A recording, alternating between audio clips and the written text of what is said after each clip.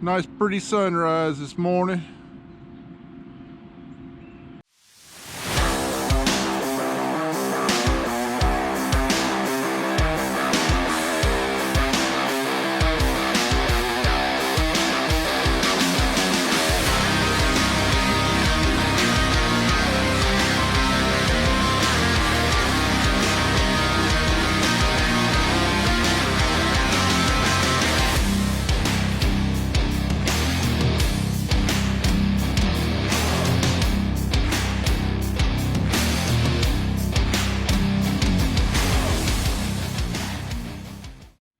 Hey, good morning everybody. Welcome back. Well, it's payday today.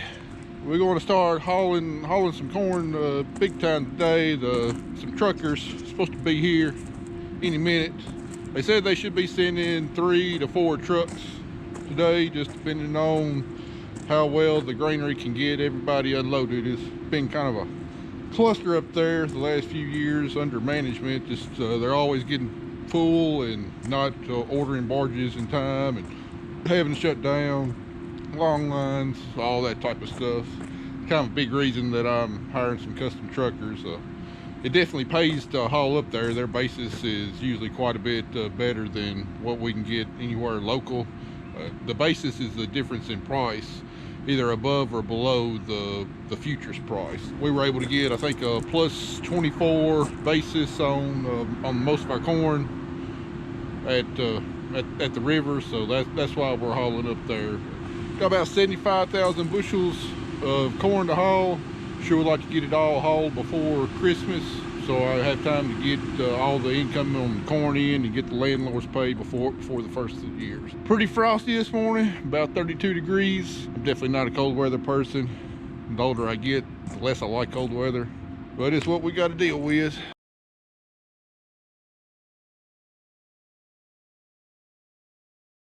Oh yeah, and after we get all the equipment put away, we're gonna load up everything in this shop on the trailer, get it out of here, and give this place a good cleaning.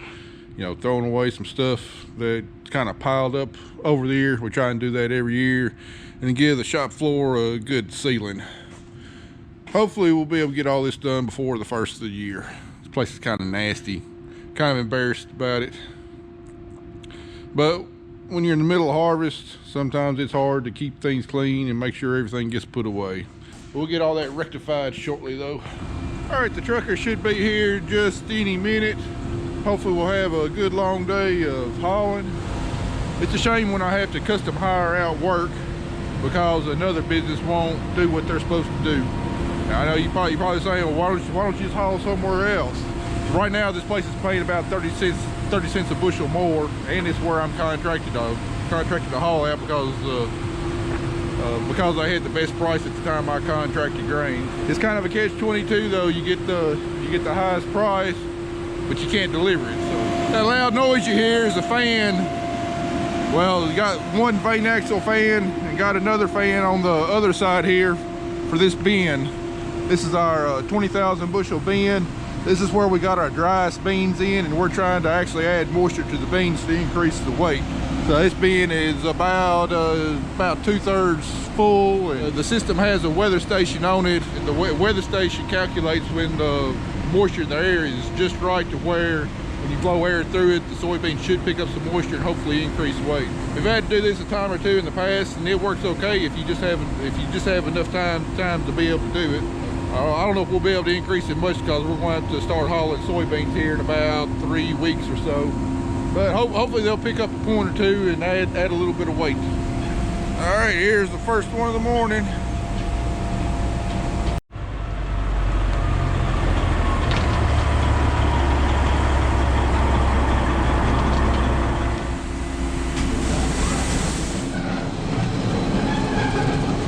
Open her up.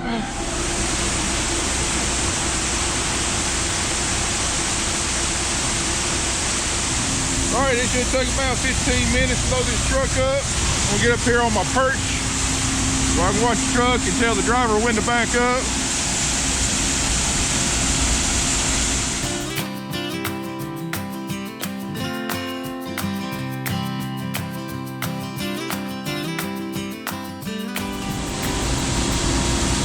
Alright, gotta run shut it off real quick.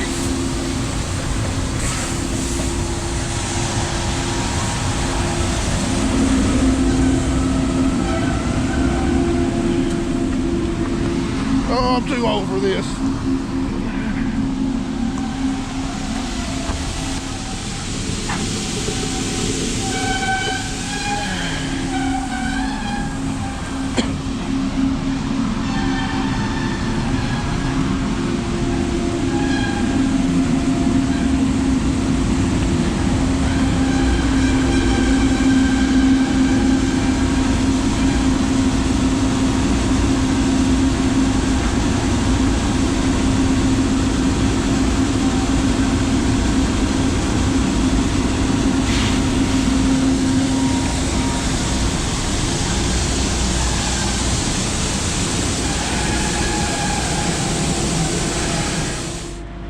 Well, there goes about 1,200 bushels corn right there. Only got about another 73,000 to go. There was supposed to be another truck right behind them. Apparently that truck developed an air leak on the way over here, so I had to go get that fixed. Don't know how long we gotta wait. Hopefully he'll be here soon. We gotta get this corn rolling out as fast as we can. All right, got another one loaded and headed to the river.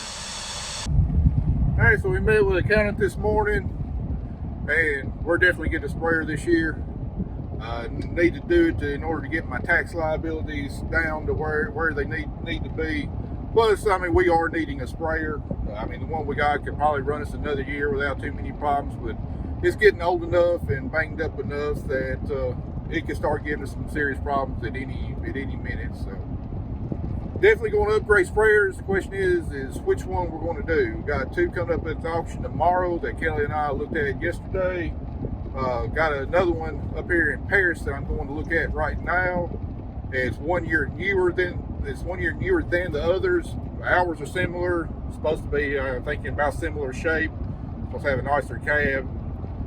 But the dealer's asking about $30,000 more than what I possibly expect the ones at the auction to go for. Definitely not going to buy anything today, but I'm going to check over this sprayer real good, so when I go to that auction tomorrow, I can see what those sprayers are going for, and I can decide if the one up here in Paris is a better value at $30,000 more than what the two I'm looking at. So we're going to go up here, look it over with a fine-tooth comb real good, and see what we think about it. Well, I just got done looking at the sprayer up there in Paris. Sorry, I didn't have any video of it. I was busy FaceTiming Kelly and showing her the sprayer and going over it with her, so I didn't have a chance to grab any video of it. But I mean, it looks very similar to the ones in Dyersburg, except the paint on the booms are in a lot better shape. Although I think they're asking a fairly high price considering how many hours it's got on it, and it's only 1 year newer than the ones we're looking at in Dyersburg. So, you know, the ones at Dyersburg would have to go higher than what I think that they're going to go higher than what I think they're going to go for me to consider the one in Paris, because everything else is about even. The tires on the one I just looked at are a little bit better than the ones at the auction. I'd probably get another year or two out of them before I have to replace them, whereas the ones at the auction, I'd have to replace them before I even go to the field. So everything else is pretty much the same. The cabs are newer on the one I just looked at versus the ones at the auction, but the cabs, the interior of the cabs at the ones at the auction looked like they were in a little bit better shape. You didn't see near as much wear on the seat or the steering wheel or the console. So that's going to play a little bit of a factor. So bottom line is I got to sit down tonight with Kelly and go over each machine and put a value on each machine. We know what the one at the dealership, we know what the value on it is. Might be able to talk them down a little bit, probably not a whole lot, but we're going to put a value on each machine, especially the ones at the auction, and say, well, if the price goes for under this number, then this one is a better buy. If it goes for over this number, then this other sprayer will be a better buy. So we gotta put some numbers on paper and make sure we're making a smart decision and not just winging it tomorrow at the auction and guessing. All right, got truck number 6 for the day, I believe. Yeah, washing equipment is certainly not my most favorite chore, but at least it is about 70 degrees today, so I'm not freezing my butt off like I was a couple days ago.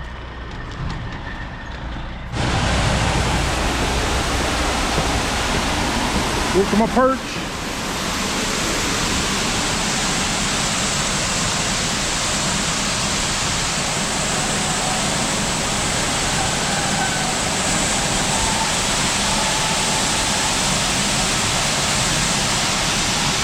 A little dusty there. All right, that's his last load for the day. Bungie closes in 15 minutes, so he's going to have to dump that one first thing in the morning. We got another truck that should be back here. He just got done dumping. He should be back here around 5, close to dark. We'll get him loaded up for in the morning.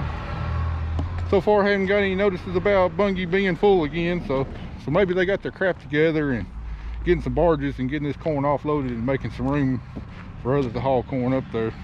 Christmas is 2 weeks away, and we need to have all this corn hauled by Christmas time so I can get all my landlords paid before the first of the year for their taxes.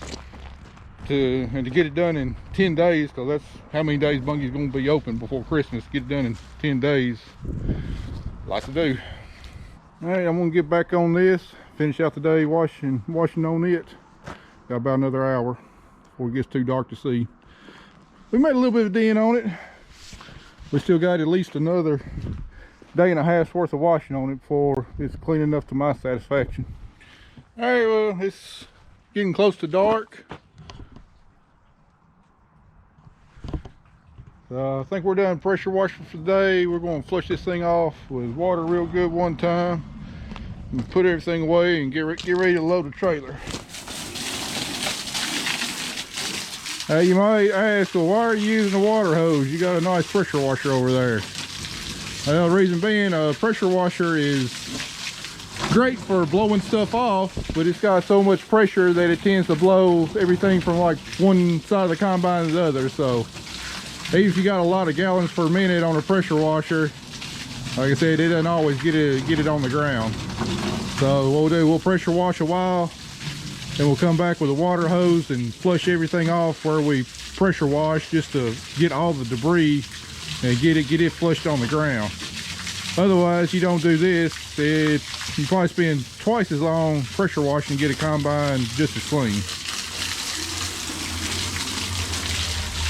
Had to spend a lot of time right over there in this area I'm washing now. That's where the rear of the engine is, and we were dealing with a real bad main engine seal leak for all throughout corn harvest. So it'd take a lot of pressure washing to get all that clean where all that oily residue was.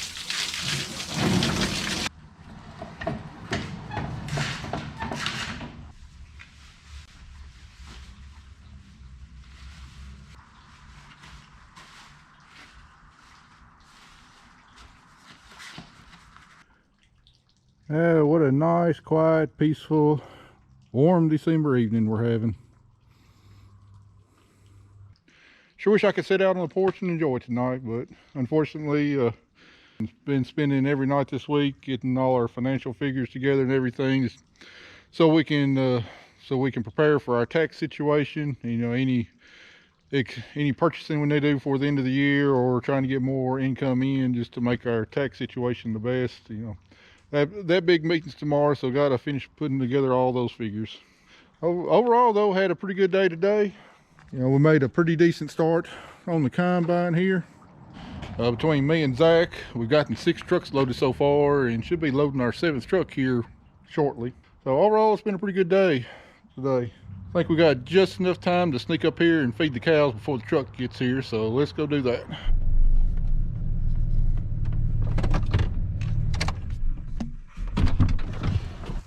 There's another view of sunset here. Field starting to green up there. That's where we had some cover crop aerial seeded. Not gonna have as good a stand as what it was if it was drilled, but it got planted, and after the fall we had this year, I'm sure glad of it. I'll take what I can get. There's all three of them hanging out there. I haven't named them yet. What do you think I ought to call them? T-bone, ribeye, hamburger steak? Sounds good to me. That white-faced one been first to the trough every night I come out to feed them. We'll see if it holds true again tonight.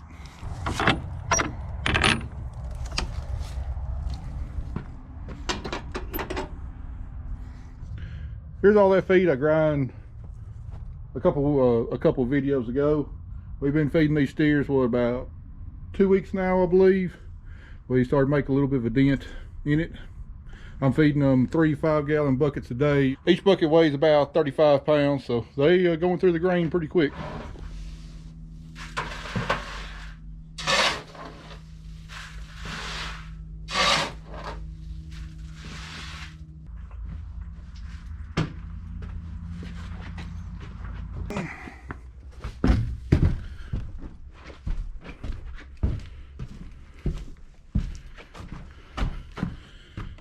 Yeah, they ain't got nothing left from yesterday. They sure are some grain hogs this year.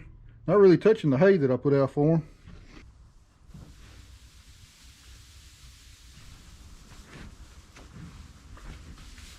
Yeah, what I tell you, Whiteface is first one to the feeding trough every time.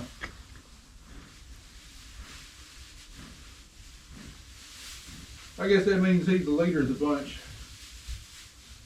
Or the greediest, I don't know. Say hi to everyone. Number 07, I believe he's the one I'm keeping.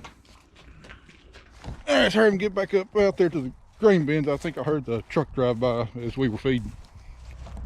Yep, all right. He's already down here. You know, in previous videos, kind of giving you an idea of what kind of time we spend cleaning our equipment up. And might ask, why do you spend so much time cleaning your equipment up? It just stays in the field and gets dirty. Well, the biggest reason is any residue that's left on the machines, you know, will absorb moisture from the air. Well, let me turn on this elevator. Any residue that's on the machines will absorb moisture from the air, and as it gets damp and, you know, decomposes, it actually releases a mild acid which can actually eat through the paint on our equipment and will lead to rust eventually. And rust is death to the machine. As much as we pay for this equipment, we definitely want to try and keep it as nice and as good condition for as long as we can. That's why we spend so much time cleaning it. Second reason is that one of the biggest problems to storing equipment is mice. And mice love dirt, residue, and grain. If you got anything like that left on your machines, they'll build a nest. And mice are a big problem on electronics. They'll eat through the insulation on the wires. They actually eat the wires too. And then you got big problems in your machine. Trying to diagnose the problem and then fix it. So we want to keep all the mice out of our machines over the winter while we're not using. So just doing a real detailed job of cleaning is just real good preventive maintenance on equipment.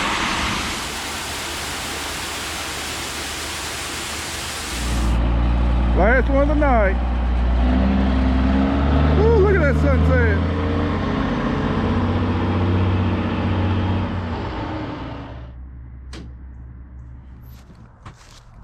Well, I guess I'm gonna call it a wrap on this video. We done about everything we can do for the day. Now it's time for me to go up in the office and get back on the computer and pushing the pencil. Not going to show you that. I don't want to bore y'all too much. We're going to shut everything else up. Appreciate all y'all watching. Stay tuned, and we'll see you in the next video.